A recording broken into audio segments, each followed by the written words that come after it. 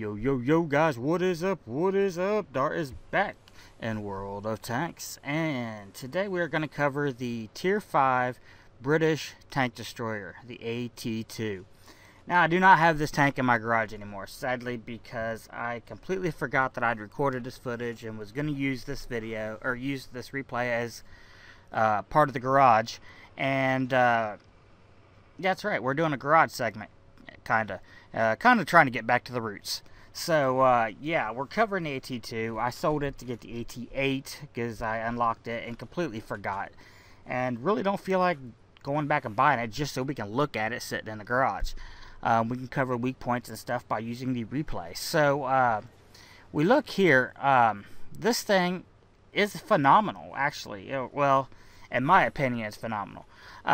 This is kind of going to be a short review also, so let's just kind of jump right into it here, because there's not a whole lot to say about it.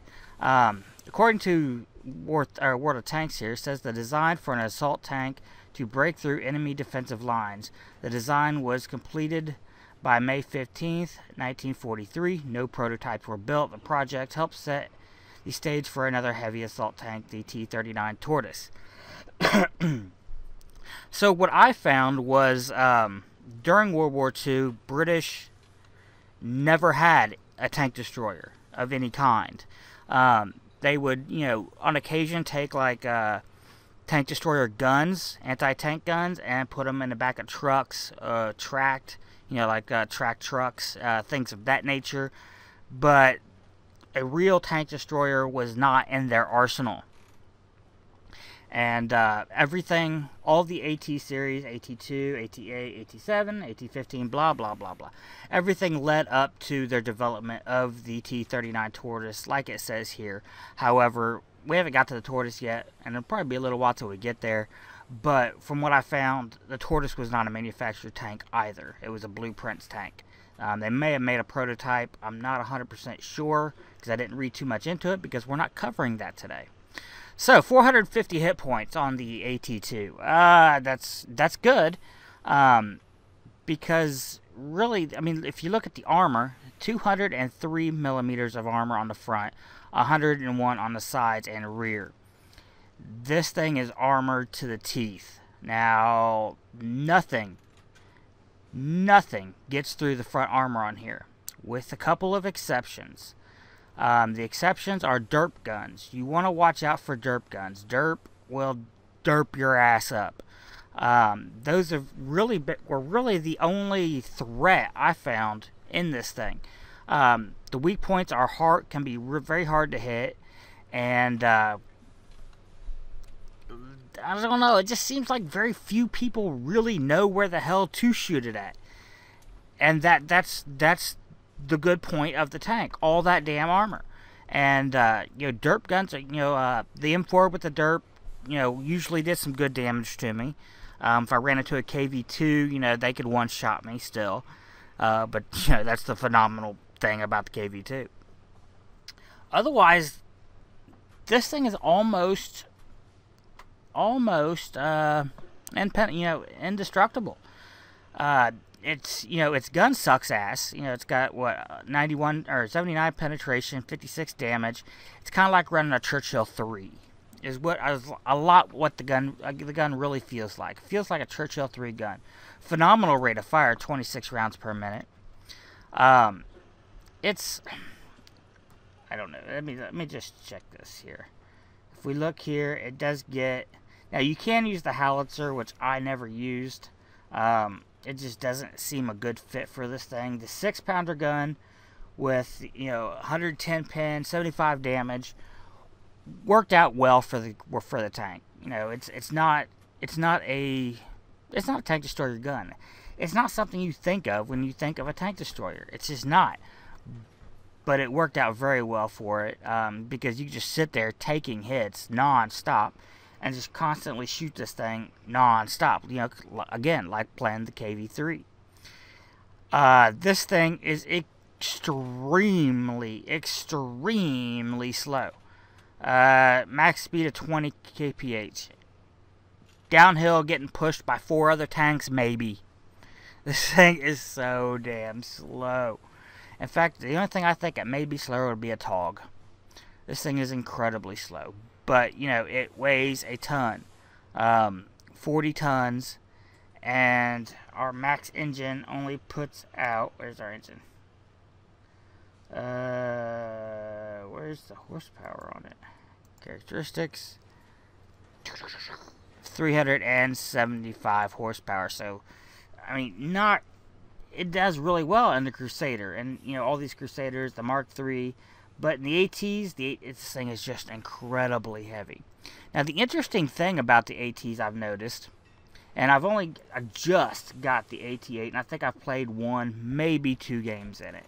So I can't speak, you know, really anything of it yet. I haven't even got the guns unloaded, or unlocked. But just looking down the line, this armor right here, this 203, 101, and 101, is a constant until you get to, like, I think it's tier 8. So 5, 6, and 7 all have the exact same armor. So at tier 5, that armor is a lot better at tier 5 than it is at, say, tier 6, tier 7. Because you're going up against bigger guns.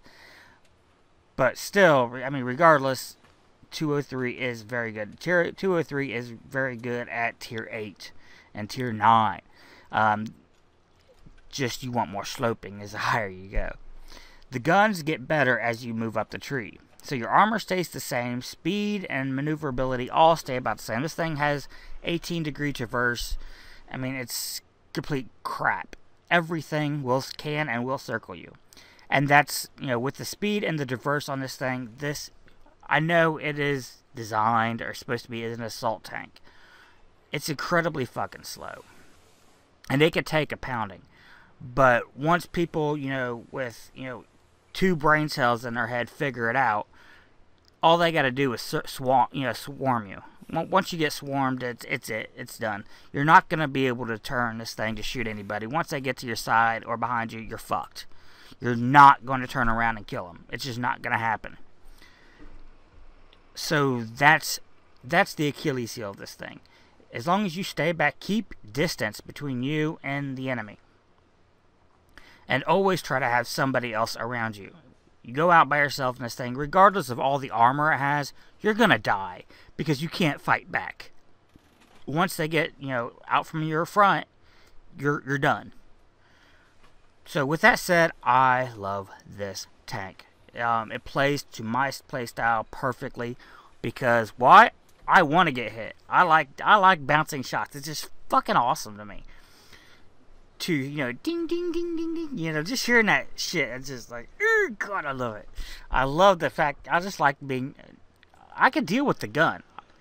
You know, and I could deal with its weak points. It's just, I love the armor. It's just phenomenal, and I love this line.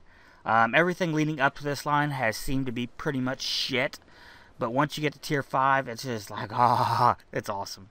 Alright guys, let's get into the replay and we will talk about the weak points on here. Oh, I do want to talk about view range. It says 310.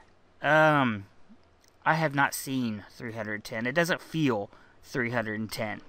It feels like 150, 200 max. It doesn't feel very good when you're actually playing it. But it says 310. It doesn't, damn sure doesn't seem like it's got 310. Alright, let's jump into that replay.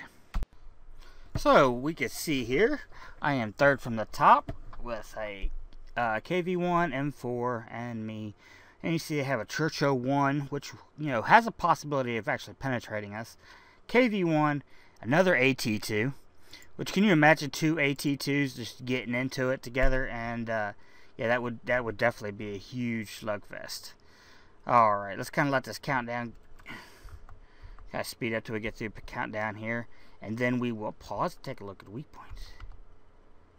Okay, 4, 3. Yeah, can you imagine 2 AT2s just going at it? Let's go. That would definitely be something. Alright, let's take a look here. Alright, let's see. Alright, so if we look here. There we go. Alright, this is the front of your AT. Weak points. They're really almost non-existent. This right here is your commander's viewport. This is a weak point. However, if you hit it anywhere except this square right here in the middle, you have a good chance of actually just bouncing your shot off of it, because it's, you know, it's a perfectly round circle, and it's like, you know, trying to shoot a BB at a marble, you know, well, let's not use a marble, but, you know, at a small circular object. There we go, that'll work. If you're not dead center, you know, you have a good chance of deflecting right off of it. That's all there is to it, and you will bounce shots off of it. But that is, you know, if you can hit it, you know, dead center from wherever your angle is, you have a damn good shot of penetrating that. The cheeks are, you know, actually fairly well. Now, I have gotten penetrated right here in the middle of the gun mantlet. That is seemed to be a good weak point right there. This front, you would think, you know, flat surface, little hatch right there, you would think that's a huge weak point, but I seldom get penetrated right there.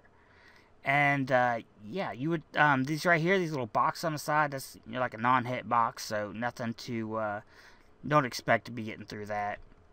And your underglacius, I mean, it's curved, it's sloped. Every once in a while, maybe you'll get penetrated there, but yeah, if you're shooting at it, don't count on it. Unless, you know, now if you get even close and you can shoot down on this upper glacius and you have a decent gun, you might be able to get through it. Now, as far as a derp gun goes, just shoot the son of a bitch. I mean, just go for somewhere for the front here where you're going to get a good solid hit, and, you know, you're going to do some decent damage. You're not going to get a full penetration where, you know, it just goes in and explodes just because of all this damn armor. But you are going to get some good damage on it. For some reason, it doesn't register with me why that is on this tank. Because with all this damn armor, I would expect even a high explosive just to, you know, explode on the outside of the tank and do pretty much nothing.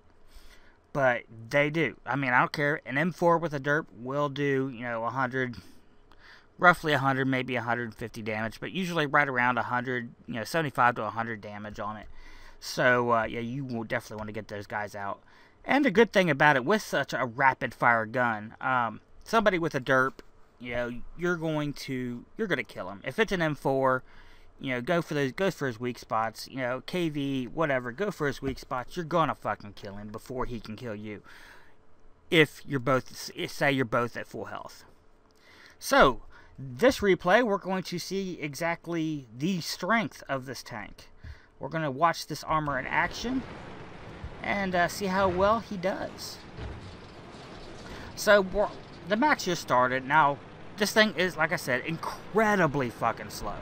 So, what I do here is I kind of let everybody spread out, because once I go a direction, that's it. I'm committed to that direction. I can't go anywhere else. I can't turn around and save the base. And depending on the map, some maps, it might even be better to, you know, sit back and protect the base. You know, kind of camp the base. Especially when you know, like if you see, you know, say for instance, everybody went one damn way, which happens quite a bit. You can stay back and protect the base on the other flank. And that's what's cool about it, because I tend to do that. I tend to be like, you know, the only guy on a flank and to protect it. You know, of course I'm going to get my ass kicked. You know, if anybody comes down that way, of course I'm going to get fucking owned. But the hopes is that you can delay the attackers long enough that the other side can, you know, win the game. And an attack like this, and, you know, like I said, a lot of people, let's just say it, most people in this game that download this game, you know, they can figure out how to hit the download button, but they have no brain cells in their fracking head, and they will not rush. They won't, you know, they won't zerg an enemy. They'll just sit back and, you know, take pop shots at you, pick-a-boo, and you pick-a-boo this thing, you're not getting anywhere. You're not going to kill him. I mean, most of the time, you're not going to be able to kill this thing. So we can see everybody, you can see that cruiser's over there. We haven't even been hit yet. Oh, T-28, T-28. Bam! See, and he bounces. Another good shot on him.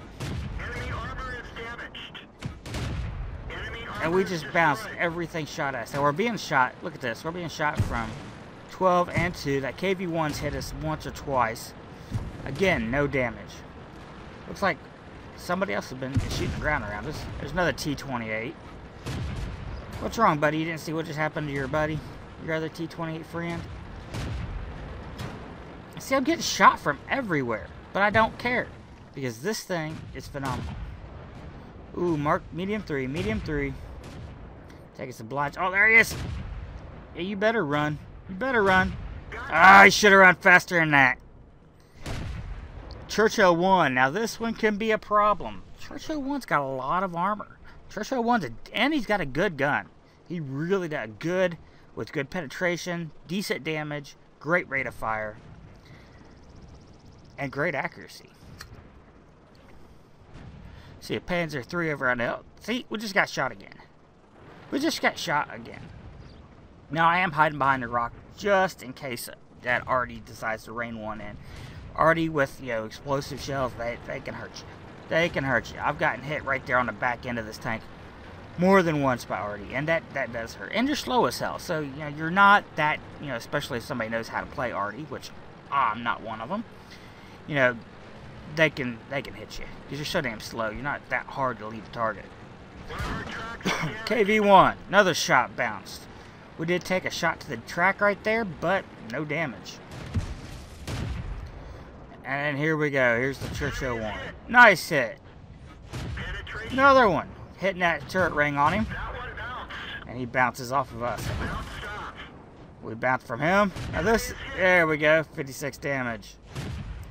We can see I'm bouncing a lot of shots off of him. That's because, you know, this gun is not the greatest thing. You know, it's just like playing a Churchill 3 with this gun is. But look at all those rounds. You know, I still got 68 rounds. I just keep pumping them out. Keep pumping them out.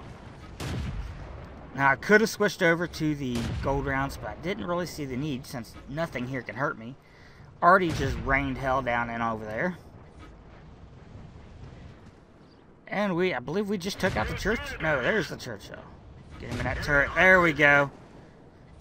Now, this is where he fucked up. We found the turret. Bam.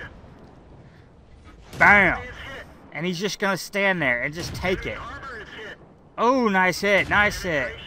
Another hit. Come on, one more. And he's out of there. Yeah. See you, Churchill. That took a while, right?